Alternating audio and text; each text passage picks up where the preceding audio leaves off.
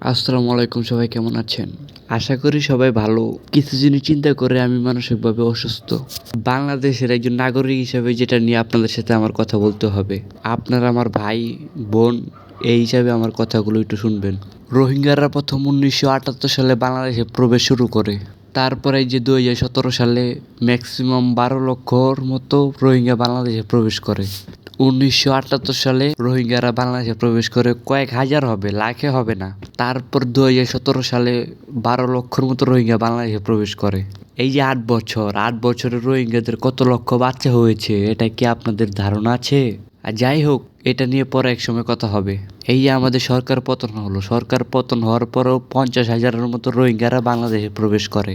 আগে যে রোহিঙ্গারা বাংলাদেশে প্রবেশ করেছিল তাদের কাছ থেকে হাতের ফিঙ্গারপ্রিন্ট, চোখের ফিঙ্গারপ্রিন্ট সবকিছু নেওয়া হয়, যদি পরবর্তীতে তাদেরকে শনাক্ত করে মিয়ানমারে আবার পাঠানো হয়। কিন্তু এই যে কয়েক সপ্তাহ আগে যে 50,000-এর মতো রোহিঙ্গারা বাংলাদেশে প্রবেশ করে, তাদেরকে কিছুই করা হয়নি। না নেওয়া হয়েছে হাতের ফিঙ্গারপ্রিন্ট, না নেওয়া হয়েছে চোখের ফিঙ্গারপ্রিন্ট, কিছুই নেওয়া হয়নি তাদের।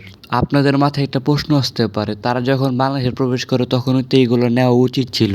তারা তো আর বৈধভাবে বাংলাদেশে প্রবেশ করেনি। একজন রোহিঙ্গা 500 টাকা, 1000 টাকা, 2000 টাকার বিনিমূল্যে বাংলাদেশে প্রবেশ করে।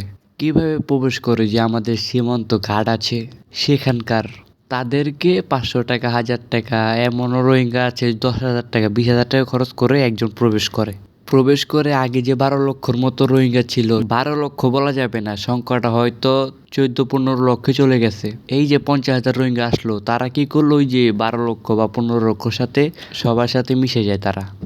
এখন তারা কি করছে? যে বাংলাদেশে আরো কিছু টাকা খরচ করে আইডি কার্ড তৈরি করছে তারা। এটা কত বড় সমস্যা, এটা নিয়ে এখনো কোনো জায়গায় কথা বলা হচ্ছে না।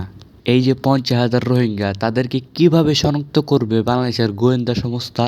কারণ তাদের না নেওয়া হয়েছে চোখের ফিঙ্গারপ্রিন্ট, না নেওয়া হয়েছে হাতের ফিঙ্গারপ্রিন্ট, না তাদের কোনো ছবি, কিছুই নেই আমাদের ডাটা বেজে। 50,000 রোহিঙ্গা থেকে যদি 30,000 রোহিঙ্গা আইডি কার্ড করে ফেলে, আগামী 5 বছর আরো 2 লক্ষ রোহিঙ্গা আইডি কার্ড করা কোনো ব্যাপারই না বাংলাদেশে।